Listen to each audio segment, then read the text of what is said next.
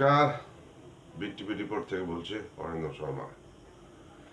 আজ আমি para teacher ভাইদের উদ্দেশ্যে একটা কথা বলতে চাইছি। আচ্ছা, এই প্যারা টিচারদের বেতন বৃদ্ধির যে ফাইল টেবিল অফ টেবিলের যে চলে ফিরে বেড়ানোর পর কয়েকজনের বক্তব্য অনুযায়ী বঙ্গোপসাগর তলায় চলে গিয়েছিল, ঠিক আছে? তারপর হঠাৎ সেই ফাইলে চোখের পলকে, অর্থাৎ ফাইলের মধ্যেকার জিওটা মুখ্যমন্ত্রীর অনুমোদন পেয়ে চোখের পলকে অর্ডার আগে বেরিয়ে যাওয়ার সম্ভাবনা তৈরি হয়ে গেল।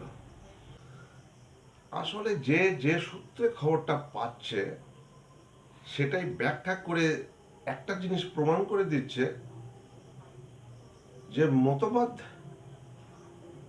যে দিকে হাওয়া ভাড়ি দিচ্ছে সবাই সেদিকেই সমর্থন করে বসে থাকছে। যখন কেউ বলছে যে 20 বাউ জলে, তা অনেকেই দেখছি 20 বাউ জলই বলি সেটা স্বীকার করছে। আবার কেউ যখন বলছে যে সময়ের অপেক্ষা, তখন দেখা যাচ্ছে অনেকে সেটাকে সমর্থন করে দিচ্ছেন। আসলে আসলে ব্যাপারটা কি ঘটছে সেটা আদৌ কি সঠিকভাবে কেউ জানে বলে মনে হয় না।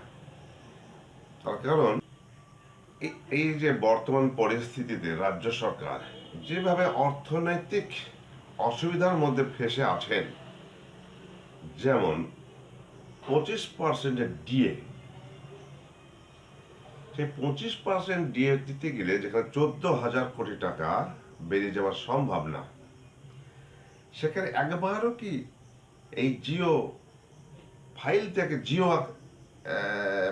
জিও একদম অর্ডার আকারে বেরিয়ে পড়বে এই যে সম্ভাবনার কথা তৈরি করছেন, তিনি কোন বেসিসে কথাগুলো ফলাওকে প্রচার করছেন? তিনি একবারও কি ভেবে দেখছেন যে সরকার কথায় কথায় বলেন টাকা নেই, এসএসকেএমএস এর শিক্ষকদের বেতন যে সর্বশিক্ষার টাকায় হয়, বা এই যে স্কুলগুলো কম্পোজিট ফান্ড যে সর্বশিক্ষার টাকায় চলে, সর্বশিক্ষার টাকা পায়নি বলে 2024-25 শিক্ষাবর্ষে কোনো স্কুলকে একটা টাকাও কম্পোজিট গ্রান্ট হিসাবে দেওয়া হয়নি। স্কুলগুলো কি করে চলে? স্কুলের চক ডাস্টার থেকে শুরু করে তাদের যে দৈনন্দিন বিশাল পরিমাণ খরচ,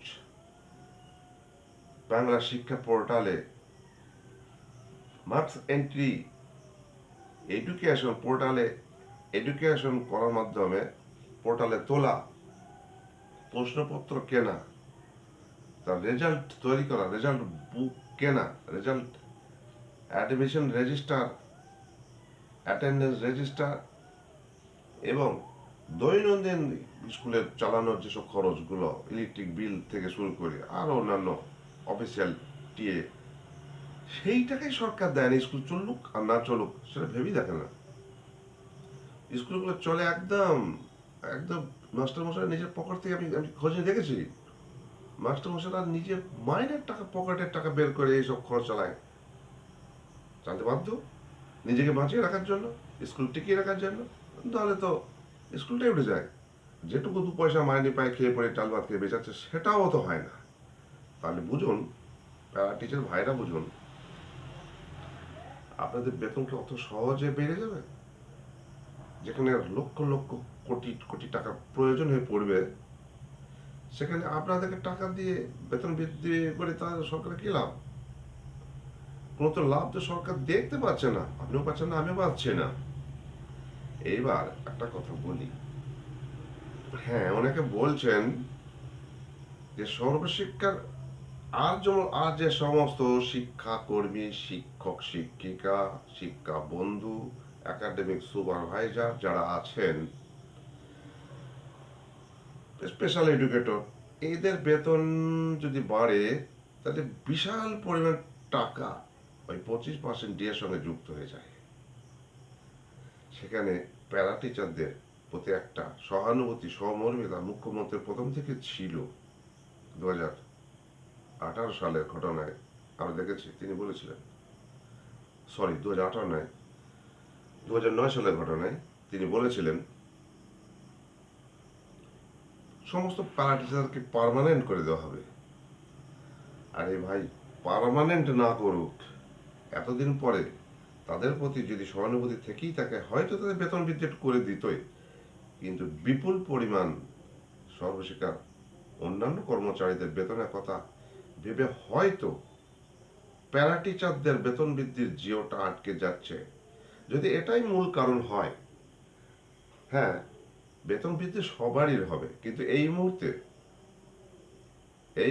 প্যারা টিচারদের একটা সম্ভাবনা এসেছে ঠিকই, কিন্তু রাজ্য সরকার এই সমস্ত শিক্ষাকর্মী, শিক্ষক শিক্ষিকা বা স্পেশাল এডুকেটর শিক্ষাকর্মী, একাডেমিক সুপারভাইজার এদেরকে তো ফেলে দিতে পারেন না, কারণ সবারই জন্যই জিনিসের দাম বৃদ্ধি হয়েছে, সবারই দৈনন্দিন জীবনে খরচা বৃদ্ধি হয়েছে, এবং সেটার দিকে তাকিয়ে মাইনে বৃদ্ধিটা হয়। আপনি পে স্কেলে অন্তর্ভুক্ত নন, আপনি স্যালারি পান না, আপনি ভাতা পান, আপনি সাম্মানিক পান, আপনি অনারেরিয়াম পান। তাই সকলেই বেতন বৃদ্ধি হয়ে যায় না, এটা লিগ্যাল প্রসিডিওর ভেতর পড়ে না।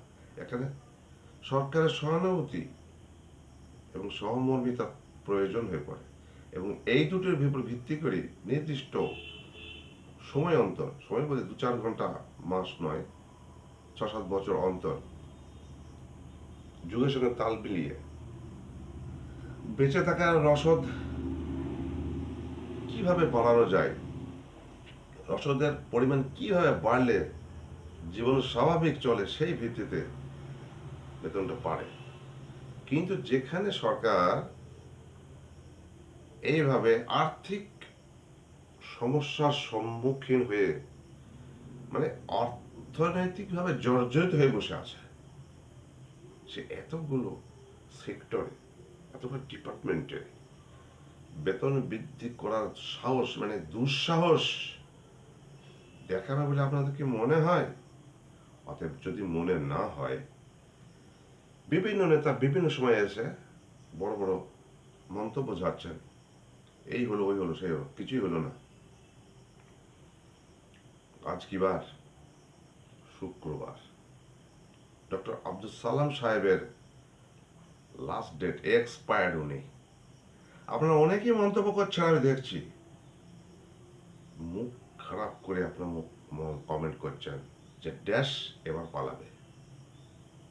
হয়তো তাই, যদি না পালায়, কিন্তু জানতে হবে এরপর তিনি একটা নতুন কৌশল অবলম্বন করবেন, এবং আপনাদেরকে সান্ত্বনা দিয়ে, হ্যাঁ, ওই যে তথাকথিত ললিপপ চুষিয়ে আবার কিছুদিন কিন্তু বাইট দিয়ে যাবেন। কিন্তু আপনি যদি স্থির মস্তিষ্ক হন, আপনি শিক্ষক, আপনি উচ্চ শিক্ষিত, আমি আগেও বলেছি আপনাদের নিয়োগটা ছিল যোগ্যতার উপর ভিত্তি করে, কারো দয়ার উপর নয়, নির্দিষ্ট যোগ্যতা মান পেরিয়ে আপনারা নিয়োগ হয়েছে, অতএব আপনারা অত্যন্ত বিজ্ঞ। আপনাদের কি মনে হয়? আপনাদের মনে হয় যেসব স্তোক বাক্যগুলো শোনানো হচ্ছে সেগুলো খুব তাড়াতাড়ি সত্য হয়ে যাবে? একটু ভাবুন, ভেবে দেখুন, এই সরকার স্বার্থ ছাড়া চলে না। যখন যেখানে যে পরিমাণ স্বার্থ প্রয়োগ করতে গিয়ে যে পরিমাণ স্বার্থ ত্যাগ করতে হয়, আত্মত্যাগ করতে, সেটুকুই করে। আপনি 2026-এর দিকে তাকিয়ে থাকুন, স্বাভাবিকভাবে কোনো ফাইলে এখন বেরোচ্ছে না, সব গুজব, কোনো খবরই নেই। অন্তত পক্ষে যেটুকু বোঝা যাচ্ছে, যেটুকু জল মাপা যাচ্ছে, আপনি আমি যেটুকু বিভিন্ন সোর্সে, বিভিন্ন বক্তব্যের মধ্য দিয়ে, বিভিন্ন লোকের সঙ্গে কথা বলে, নিজের জীবন দর্শন একটা লজিকের উপর ভিত্তি করে যা উপলব্ধি করছেন, তাতে রাজ্য সরকার এই মুহূর্তে স্বার্থ সিদ্ধির সময় হয়েছে, রাজ্য সরকার স্বার্থ সিদ্ধির প্রয়োজন মনে করছে বলে মনে হচ্ছে না। অতএব অতীতের অভিজ্ঞতা থেকে দেখুন, অতীতের